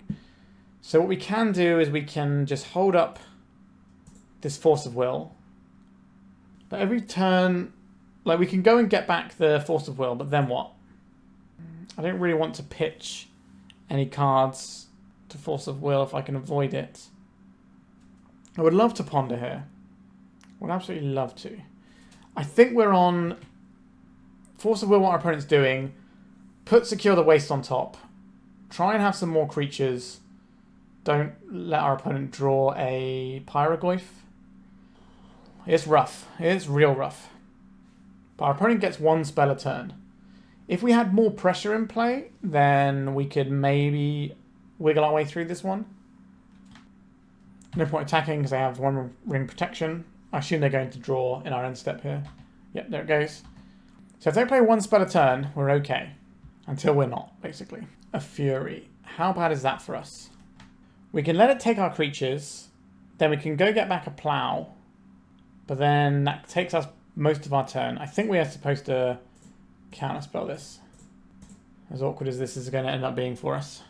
So, are we just going to secure the waste here? And just try and get our opponent? I think so. We're just going to try and dodge our opponent hitting Pyroglyph. We're going to attack with our little friends here. We've got so much life to whittle through, though. So it looks like we're representing Force of Will and Secure the Wastes. Alright, drawing some extra cards over there. Please don't Pyroglyph me. Broadside Bombardiers is also lethal. A Blood Moon. That's going to shut off our Legacy's Allure. We do get to continue playing the game. So that's fine. Alright.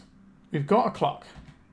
A Thwart that we can't cast because we don't have 2 blue or 3 islands. What does that mean? If we can't cast our spells, we could dig for 4. This is a bad impulse. Ponder also digs for 4 though. So I think we're probably casting the Ponder here. We can find Force of Will. We can find Source of Plowshares. I don't really want any of those. Counterbalance. You're on the 1, are you? So we attack with everything here. Like, the Bombardiers kills us by throwing something anyway. We can't deploy anything apart from this Prismatic Ending. Do I want to Prismatic Ending the Trinisphere? No. I could Prismatic Ending the... No, I can't Prismatic Ending the Moon now because I've already used our blue source. Alright, opponent. Don't kill me. I'm drawing many, many cards here. But we've got them on a 2-turn clock because of the 1 ring. But the problem is our opponent gets to see like 10 cards in his time. And that is too many cards for us to beat, I suspect. So look at this. They've got 28 cards left in the library. Okay, we are just stone cold dead to that. They are just going to attack with this and they're going to throw whatever they want and we're dead. Yikes. Real tough stuff. Okay, what would I like here? I would very much like this Hydroblast. I think that is a good place to be. White for the Entreat the Angels is going to be a difficult one to have. I don't think we need these late game cards like the Fortune Teller thing and the Witness of the Future.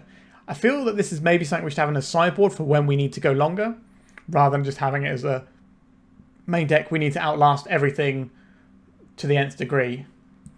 So what would I like to replace this? I think a Consign to Memory is pretty good. We didn't see the initiative creatures, which is something that maybe you want to bring in Mentor for so you can steal the initiative back. Entreat the Angels is uncastable under a Blood Moon, so we don't want that. Legacy's Allure is not great. Counterbalance is not great. Like, their 3s and 4s are what they're casting. We have 1 3-drop and 1 4-drop.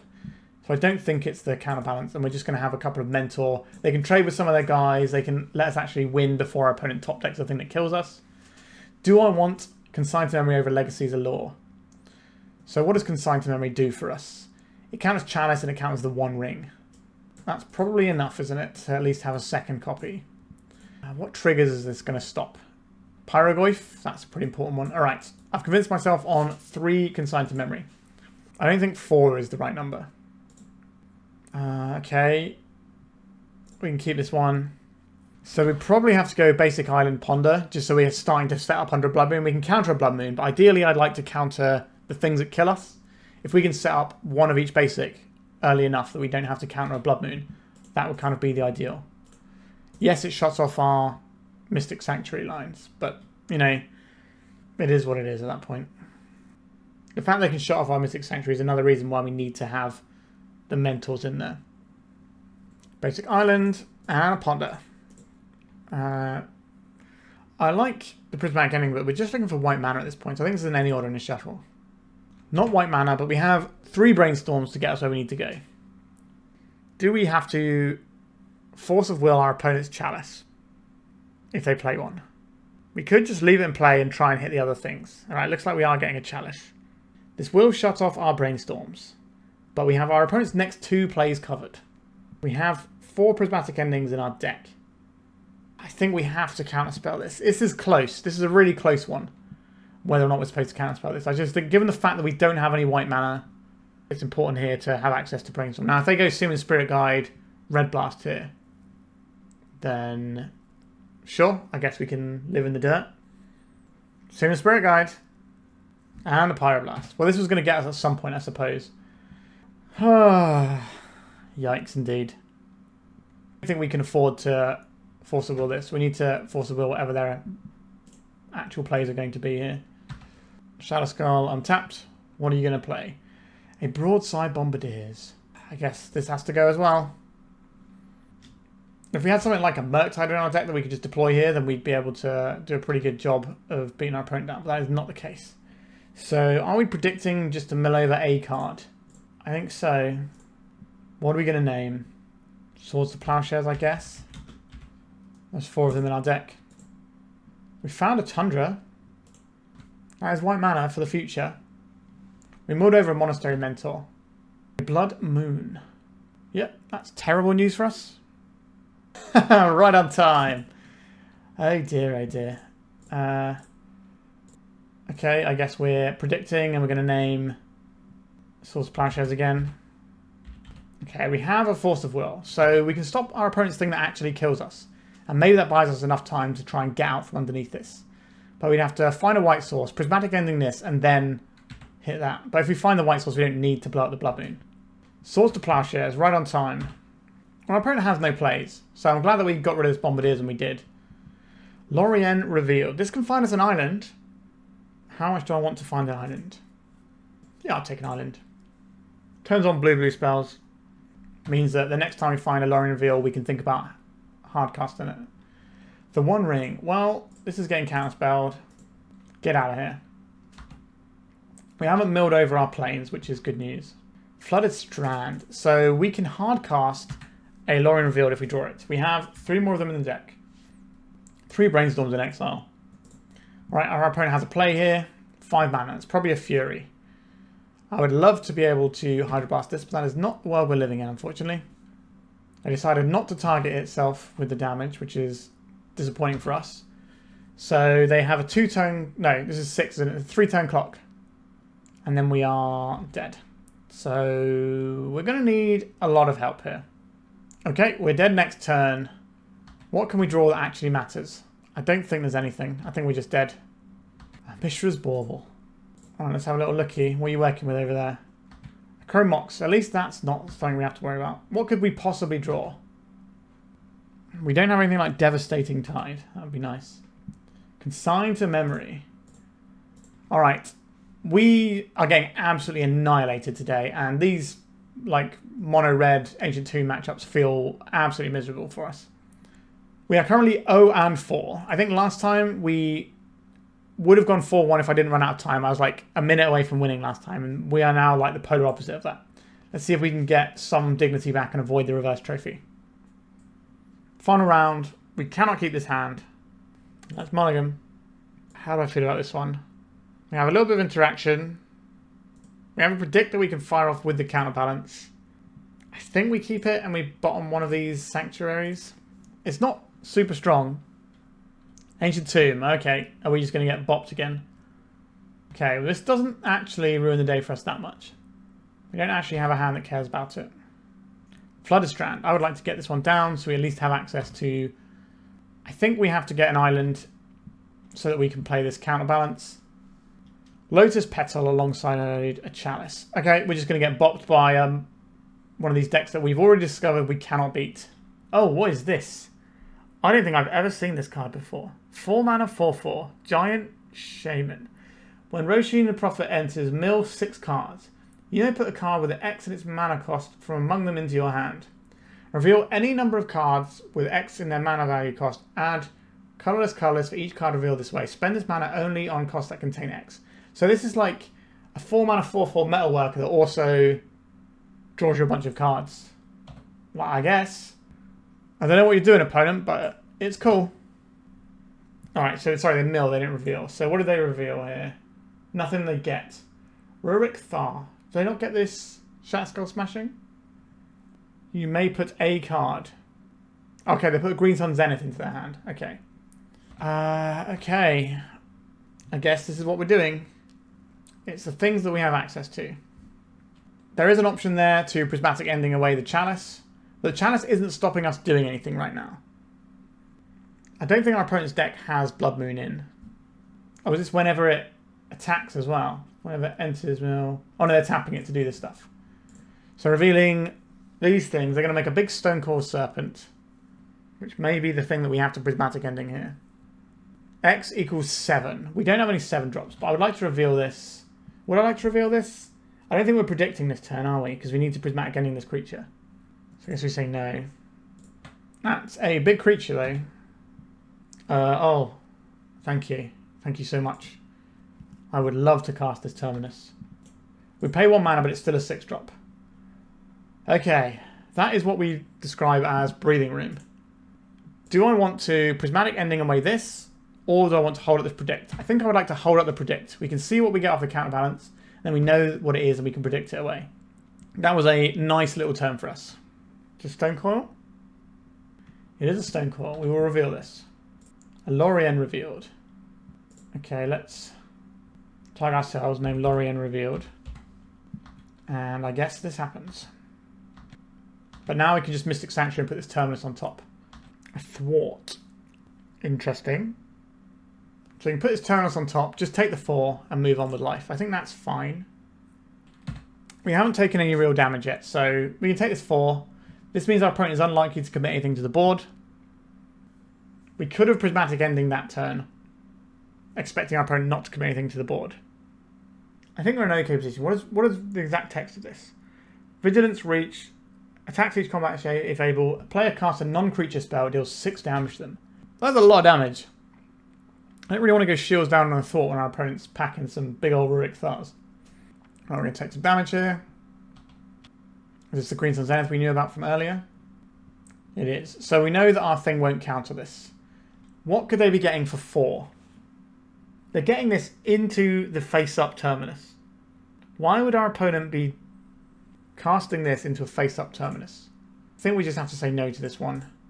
They've obviously got something there, and I don't have the mental bandwidth to think of every single niche Green Sun Zenith target when our opponent's playing a Rurik Thar, Roshin Meander deck. I really don't understand all the things that are in it. Then we just have to say no to this.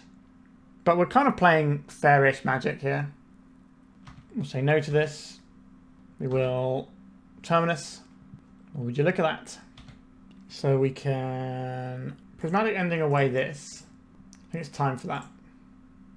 And then we can Mystic Sanctuary, put the Thwart on top.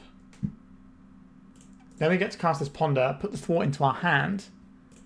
And then we've kind of assembled the lock here, where we can counter their spell, we can Mystic Sanctuary, put it back on top. We're just kind of in that little loop. And if they have a brick on a draw, then we get to draw a regular card. Alright, our opponent sees that we've got a lot going and I've scooped it up. Okay, that felt alright. Our opponent's mana base. Do I want to prey upon it? Perhaps. I think the Hydroblast is worth a go here. They showed us Chalice. They showed us Stonecoil Serpent. They showed us Green Sun Zenith. So the things I'm considering bringing in are these cards. Again, I don't think we need to be doing Witness the Future and Fortune Teller talent. I don't think that's what this game is about. Do I like the Wasteland here? Our opponent's mana looks quite vulnerable. I don't think they're going to be attacking our mana either. They're kind of like a 3-colour deck. They're colourless and green and red. So I don't hate having access to Wasteland here. Could board out a basic land.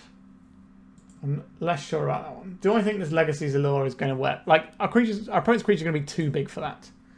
So we can either have like a couple of Consigns or we can have a Wasteland. I think we can take out Bauble and get another Wasteland. Do I want to have access? How useful is the Counterbalance here? Our opponent is playing 4 drops. They're just trying to sort of scooch past where we're at here. I don't know if this is a Counterbalance matchup, to be honest. I think I'd rather have some Wastelands and maybe we'll trim these Baubles and just get some more Consigns to memory and just have a bunch of interaction here. It did seem like our opponent wasn't having that much card advantage, but I wouldn't be surprised to see something like the One Ring in our opponent's deck. So we can counter a big scary thing. We can go and get a Tundra. We also have Brainstorm. This is fine. We might get to play some of the sort of Magic that we've been wanting to play all day and just haven't really had the opportunity. Are we 5 for 5 for Ancient Tomb decks today? Delighted Halfling. That's annoying, but we can pick that up next turn. Because we can go and get this Prismatic Ending. So they have 1 turn to play a legend that we can't interact with. So what we don't want to see is like Ancient Tomb. If they just play like a Chalice here, that's fine. Is it fine? It means we have to spend 2 mana exiling this guy. I think that's fine. Lotus Petal, sure. Let's just cycle, go get ourselves a Tundra. We can deal with this Chalice later. We need to make sure that we can counter the big scary thing that our opponent plays in a minute. Goodbye. And we have ForceOfPhil pitching the Brainstorm. Yes, I would like to have a Brainstorm, but I think it's fine to pitch this. Our opponent's deck looks pretty mana hungry as well. So taking out Mana Dork is worthwhile. What is this going to be? Green Sun Zenith X equals 1. Sure, we can just clean this up with another Prismatic Ending. That's fine. A Ponder. Well, maybe you can do something later. I'm going to play out this Sanctuary so that we have the option of Prismatic Ending and casting a Ponder next turn, or Brainstorm. I think our opponent is in trouble though. Lotus Petal. Yeah, they've just got temporary mana sources here. When they showed us they were trying to cast some big expensive spells. Okay, let's get rid of this. There's definitely a temptation to get rid of their Lotus Petal, but I really want a Ponder here. Love a good Ponder. A Brainstorm, a Counterspell, a Flooded Strand. All these cards look pretty nice to me. I think we go Counterspell down. We should have kept the Counterspell above the Brainstorm, actually. Right, I'll just take this land. I'll play this land out and pass. I feel like the chances of us winning this game are very, very high right now. So they finally hit 4 mana. Again, they have a temporary mana source here. Roshin. Do I care if they get one thing off of this? No, we've got Plow into Plow. What are they going to find here? A Stonecoil Serpent, I imagine. Is it going to tell us what they put into the hand? Why isn't it telling us what... Okay, so it milled Shatskull Smashing, Stonecold Serpent, Chalice of the Void. Okay, they put Chalice in their hand. Okay, that's fine, I guess.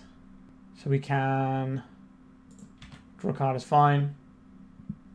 We can plow this. Do we need to brainstorm here? I don't think we need to brainstorm, actually. Let's just plow this creature. And then we get to get back something here. What's on top of our library? It is the Counterspell. So we can brainstorm into the Counterspell if we want, or we can just put the Prismatic Ending on top of our library and then just get what we need that way. We don't care about this for now. Just go and get this Mystic Sanctuary, and we're just watching the engine of our deck doing its thing. Prismatic Ending, please. Tap myself over here. Brainstorm in. Okay. I guess we'll put back a Brainstorm and a Ponder. And we'll cast this Ponder, almost certainly shuffling. I like the Lórien Revealed here, actually. But do I like it enough? No, I think this is a shuffle. Alright, we found a Ponder anyway, that's fine. So we keep the Brainsurge because there's actual card advantage. So I'm more inclined to pitch the Brainstorm than anything else. Because the Ponder gives us a shuffle to go with the Brainsurge. But our opponent is just doing nothing over there. And I think they're going to have a pretty miserable time as this game progresses. Lórien Revealed is fine. I think we'll hold on to this for now. Is there anything we want to Brainsurge for right now? I don't think there is. Maybe hitting a land drop is the only thing. Alright, we'll Brainsurge now. Okay. A bunch of stuff I like. I think if we put this Wasteland into play, our opponent will probably scoop it up. So we can put the Terminus down. And then the Volk is fine. If our opponent scoops to this. They did not scoop to it. Not yet, at least. Our opponent can eventually draw some lands and start playing these cards in their hand. But I think we're up and running with what our deck wants to do now. We've been given enough time and breathing room. A Lotus Petal. Yep, more temporary mana. That's fine by me. Right, they're having to lose their city here. What is this going to be? A Roshin. This is card advantage. We could just consign the trigger here. So we can take 4 and then we can Terminus this in a turn afterwards. Does mean this turn isn't the most exciting. We just kind of sat here. So we can't Lórien Reveal because then we mess up where the Terminus is. But we've got high cast Force of Will if they play something like the One Ring. Well, we haven't seen that of our opponent's deck yet. But if you've got a bunch of fast mana, you should be playing the One Ring. It's pretty much the opinion I'm having these days. If you can play it ahead of curve and you want the game to go on beyond like turn 4, put the One Ring in your deck. If we can find something like a Thwart, then we can just reset his Mystic Sanctuaries and our opponent is in the lock then. Alright, we get an attack for 4. This does give them some mana, but they don't really want to play into what could be. They didn't attack. It is peculiar. Okay. They're getting some mana here. We get like a Kozilek's Command. We do. A Kozilek's Command and a Pest Infestation. Okay. Honestly, I don't even care if they Kozilek's Command here. It's only temporary mana. We can just counter what comes out of it. I'm going to pop our graveyard out now since we are very much in the... Let's try... are they exiling anything? No. They're making some guys and drawing some cards. Or drawing a card, but doing some scrying. But yeah, we pop our graveyard out here because we are in the Mystic Sanctuary portion of the game here. We can go and Lórien Revealed whenever we need to. And go and get a Mystic Sanctuary. Although I would very much like to just turn this into 3 cards. Okay, I think we begin with a Brainstorm. Another Force of Will and a Plow. A land, I'm happy about that one for now. We're not going to cast this Lórien Revealed until next turn anyway. So I guess we put the Force on top. And then either the Tundra or the Lórien Revealed. I think we'd probably keep the Tundra on top. In case we need to pivot out of a different plan and we can cycle the top of our graveyard. Top of our library, sorry. We don't have any white mana right now because our Tundra's tapped, but that's fine. Alright, nothing going on from our opponent. 2 cards in hand, one of them is Pest Infestation. They did put all the cards on the top with their Kozilek's Command though. I would like to cast a Lórien Revealed. Again, this is fine. We just counter our opponent's payoffs. Okay, now we're in Thwart Town. I think we are locked in this game. Blood Sun. Lands lose all abilities. Do I want my lands to lose all abilities? Not especially. Alright, so we can put the Thwart on top and resume this little plan. I think that's fine. Let's thwart back. Let's cast a ponder. Okay, I'll take... We'll bury the Tundra. I want the thwarts here, but I also kind of want to shuffle this. No, I think that's fine. I think we put the thwart down second and then have a Consign to memory now. We're going to have to discard something in a second. So it's probably... What do we discard here? Probably the Volcanic. The Volcanic. It could be our Mystic Sanctuary, but we like to rebuy stuff. Could just be a Plow. Yeah, let's get rid of Plow. We are in the can we find a win condition stage of the game. A green sun zenith x equals 1. That's fine. This is just going to be the mana dock. Okay, it's just a different sort of mana dock. That's fine. We could just wasteland our opponent's Dryad Arbor. So we've got hardcast Thwart. I wonder if our opponent has just some big uncounterable like Thrun style card that we might struggle to deal with. So we can put one of the things back. We don't really need to do that. We can just have some ponders, move some cards around. We're just going to sit here until we get to a position where we can actually win the game. Now our opponent is locked out of this one, I believe. So we can hardcast a Force, and then we have the Thwart available to then rebuy everything we need. A Flooded Strand, so this represents another rebuy of something if we want it. So I'm quite tempted to get the Brainsurge. Just go and get this Mystic Sanctuary. We could just get a Brainstorm and try and move some cards around that way. But why wouldn't we get the thing that draws us actual factual cards? Card advantage is good after all. There's our Brainsurge. Let's pull this Volcanic Island. We can Brainsurge in our opponent's end step. Ancient Tomb. Our opponent has access to mana. I wonder if they board in this Pest Infestation to try and blow up our Counterbalance. Could be. A green sun zenith x equals 4. What is the 4-drop that they want to get so badly? It's almost certainly going to be a card I don't know. I think we just have to say no to this. It's going to be a Red Blast. How do I feel about this Consigned Memory? I don't think we need it right now. We could Thwart here. I think that would be fine. But we've got a Brainsurge. I want to have a bunch of cards to work with. Okay, we can just cast this, couldn't we? Alright. We've gassed up again. We've got a Counterspell. We could play the Mystic Sanctuary out there, but I don't know if we need it. If our opponent draws this 4-drop that they keep wanting to get, and it's really good. Roshin. I guess we just Counterspell this. Maybe this is the 4-drop they keep going for. I don't know. Alright, we'll just pass, and then we're going to Brainsurge and then Predict. We have one card in our deck that wins us the game, so we do have to dig towards it. If it is like the bottom card of our library, we could lose this game. Okay. Don't really need this Wasteland, I don't think, at this point. So I'll put back this Lórien Revealed and this Wasteland. And I will Predict, targeting us. And then Wasteland. Alright, let's cast this Brainstorm. We certainly have a bunch of cards, don't we? So, what do we need here? Put back a Ponder and a Tundra. Name the Tundra. Some more cards. We're just trying to dig towards our actual win condition. Consign to memory. Planes Predict. Alright, any order shuffle. A Flusterstorm. Put this on top. We go and get access to another Brainstorm here. Or we can just have this Counterspell. No, we don't need that, do we? Just get Brainstorm. It's going to be a Kozilek's Command. Again, I don't care if it is. We don't have many cards left in our deck, so I am actually kind of worried. We need to have enough mana that when we play our thing, we can turn it sideways enough times. I guess we'll Island Cycle this and take an island out of our deck. We want to keep making land drops at this point. I think we just get rid of the Flusterstorm. It doesn't really matter here. Oh, we need to get rid of something else as well, do we? Okay, sure. Consign and I guess this Wasteland.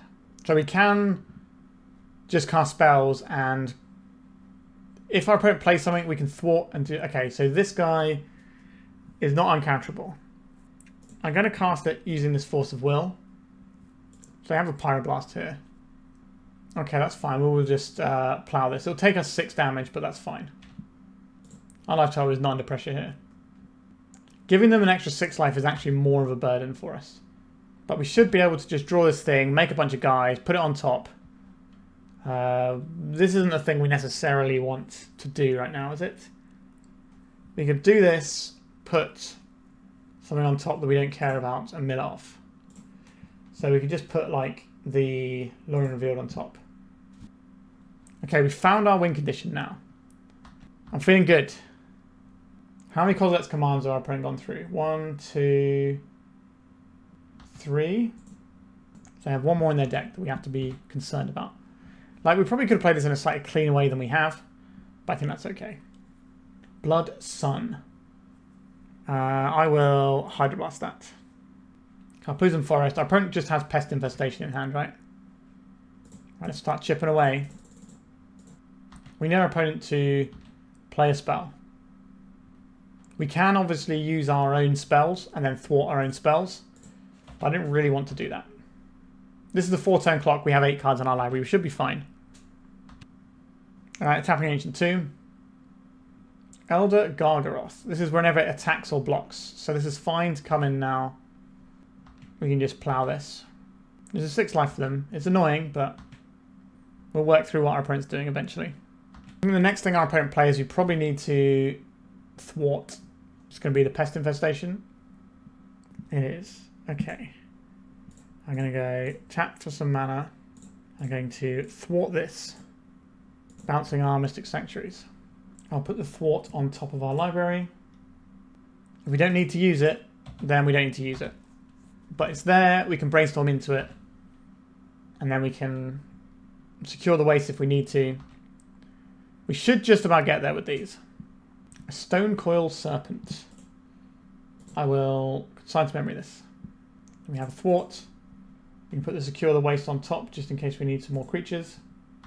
We can brainstorm into them, but we already have lethal here. I'm not expecting our opponent to be able to kill these, but maybe they have a fury or something. We haven't seen that from our opponent. Their list is pretty novel and interesting. You know I've got a thwart over there, opponent. Pest Infestation. Sure, that's fine. Attacks. So they take 3 and die. These triggers never resolve. Okay, so we won the match and we fended off the reverse trophy. That last matchup looked very easy. Our opponent was just playing like 1-for-1 mostly stuff that we could just answer, and that was fine. But boy howdy did we get bodied by the mono red prison decks. They really smashed us to pieces today. And like the Karn Echo deck was obviously horrible too. So let's talk about the deck. So in that last game, we kind of demonstrated why Witness the Future is a card that maybe we want. Because if, let's say, the Secure the Waste was the last card in our deck, what would happen? We would draw it, we would have to cast it immediately, play a Mystic Sanctuary, put it on top. And then if we didn't get a chance to thwart anything, then maybe we lose. Like, we'd probably set up a situation where it's fine, but it's not great. We're going to have to thwart our own spells and maybe things go wrong somewhere along the lines. Witness the Future allows you to get 4 cards back in your library, then you can kind of spin everything around again. So I understand why the Witness the Future is there. But maybe we could just play like more win conditions instead. Maybe we can have a card that is a win condition but also allows us to do the whole Witness the Future being a blue card type thing. So we can have, I don't know, Shark Typhoon maybe? That gives us a way of cantripping to get a card early on, and then we can make some big creatures. They're also flying blockers. So that's certainly a thing we can think about. Fortune Teller's Talent. This was a card that I bought it out pretty much all the time. 1 mana to look at the top card of your library anytime. Sure, that's fine if you're playing a very slow game where you're, leveraging fetch lands all the time. We only have 4 fetches in our deck though. And how much are we realistically going to be able to leverage this? Now, the 4 mana ability is pretty good, but that is so much mana to sink into this. And today, the games were just not in a situation where we had the mana to do that. This was just a card that would be for like late game grindy stuff where we're not even getting to the late game. The Legacy's Allure for the Bowmasters. I like this as a piece of tech. We did steal a Hull Breacher, that was good. But a lot of the time this was coming out because it doesn't do enough against a lot of decks. It is there specifically for Bowmasters. And I understand that Bowmasters isn't the best thing for us to face. But this is kind of not ideal against a lot of the field. Now, Phil said that he didn't like playing against Ancient Tomb decks because they have a miserable time for him. So I can understand why we did so badly since we pretty much just played mono Ancient Tomb decks today. And yeah, sure, it may look bad, we got the 1/4, but it's important to know what your deck loses to. If somebody tells you that their deck doesn't have any bad matchups and they're good into everything, then you need to stop listening to that person, unless they're like Jerry T or someone who may have actually broken the format. Because generally speaking, your deck is going to have a weakness. And if you don't know what your weakness is, then I don't trust your evaluation of a deck. Now, if you say, okay, we're going to be really bad to these like mono-red, Ancient Tomb decks, or just playing some big haymakers and stuff, you know, that's fine. Being bad against the Karn Echoes deck is totally fine. That card is less than 0.1% of the meta. So it's not really a thing you have to consider. It will come up, and there are definitely things that that deck can do that other decks can do similar things to that you maybe need to be aware of. But it's no shame losing to like a fringe deck your deck is not really designed to go into. So how could we improve this in those matchups that we were struggling against? One thing that might help is actually having some board presence. So due to the nature of our deck, we don't have anything on board. So our opponent can just play creatures and every single creature will start chipping away at us. And if we don't have an answer right away, then it builds up over a few turns, then we just get overwhelmed. We don't have like a big stopgap where you just go, okay, let's just chuck this in there. So like Triumph of St. Catherine is one that a lot of people go to because you chuck it in play, and not only is it a stopgap, but if they are not killing it with exile removal, then it's going to come right back in a few turns. So it gives you that sort of level of inevitability. And the life gain on it is obviously huge. It can do a lot of work. It's big enough that it's not going to die to a lot of removal spells. So it dodges Fatal Push, it dodges like Fury, it's going to dodge Pyroglyph a lot of the time. And even if it doesn't, then it can come back. So that's another thing that you could think of in a deck like this to help those matchups. If you wanted to, you could try and have more towards like a fetch land style mana base. So you could maybe trim these baubles and have like a couple more fetches in the deck. Because the fetches are very good for not only finding our colours, but also being able to fetch up the Sanctuary when the time comes. But obviously, if you're having a blue fetch, it's not going to be able to fetch up your basic planes in the matchup where you want it. And you already have these to go and fetch up your island. So if you make these into lands that fetch basic planes, then they're going to be getting non-basics in a lot of other matchups, which, you know, could be fine. It's definitely a thing to consider. I wouldn't even mind just having just one more potential fetch land in there over the baubles. Like the baubles were fine, I guess. You know, they were just redraws. It made it a little bit difficult to evaluate some hands. If this was a real spell, we could, okay. I understand the whole Xeroxing thing, and this does allow us to set up miracles in our opponent's turn, but we have one miracle. And obviously we have one in the board as well that we didn't board in. So is this where I necessarily want to be? I'm not 100% sure. It feels like there are just some cards that are just going bigger than what we're doing. So this whole plan of trying to control the game to the point where we can sort of assemble a Mystic Sanctuary lock. Now that lock is not a thing that works under a Blood Moon. And our ability to trade off and then sort of gas up with predicts and stuff and Lórien Revealed in the later game simply doesn't work in the face of the One Ring because our opponent will always have more threats. So there are just a few problem cards that are really going to be an issue for us. Like Eldrazi is probably going to be pretty horrible too because so Mycospawn is going to ruin our day. They also have the One Ring, so they're going to be able to overtake what we're doing card-wise. And I think you might want to find an answer for that because Mono Red is, I think it's the third most played deck at the moment. It's the second or third most played deck, and it's I think it's equal second in terms of number of challenge top 8. So it is a thing that is around. Now, if you want to say, okay, we're going to be bad to the Mono Red Prison deck, but we're going to be really good into like Reanimator, Dimir Tempo, Delver, that's not a terrible place to be, which is what this deck is trying to do. But I think there's definitely some tweaks to be made. It does feel a little bit like we're trying very hard to make everything work here. Now, obviously, when we were playing against that like fairer matchup at the end, you know, we were absolutely dominant. And that is how it's going to feel in a lot of matchups where, you know, your opponent's just trying to play relatively fair Magic and you can just trade bits and pieces off here and there and then, you know, you're golden. What I wouldn't mind seeing here is, I think it's a card called Exercise. Let's see if I can pull it up for you. All right, so this is the card Exercise. So it's a sorcery, 1 and a white, exile target artifact, enchantment, or creature with power 4 or greater. So this is a really flexible tool, a bit like a Prismatic Ending, but this can importantly answer the One Ring, which is a card that we are going to struggle with a lot. So just having an answer for the One Ring is something I'd be a bit of a fan of having access to. Another thing I quite enjoy when I tend to build my own control decks is having things that are like answers or card advantage or something that our deck wants to be generally be doing that can also win you the game. So the best example of that as a card is probably Uro, which is an engine, which is actually very good with the Thwart because it gives you an additional land drops, which makes your Thwarts better. Now that would obviously be a very, very different deck and would be Bant rather than this blue-white splashing the Volcanic Island, and you need green-green, so it's going to be a bit of a different beast.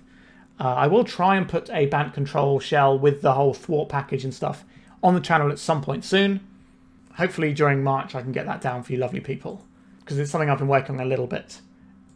But it feels like, you know, we don't have the big haymakers that other decks do. Like if we had a really good way of increasing our own life total and could leverage something like the One Ring by, like, you know, accelerating our stuff out, having like Uro plans, for example, maybe that's a thing we could think about. Because when Predict isn't set up, feels really bad. And there was a few games like against the red decks where we were trading 1-for-1 for a bunch of stuff. And then it was like either we're in top deck wars or our opponent has the One Ring and we lose.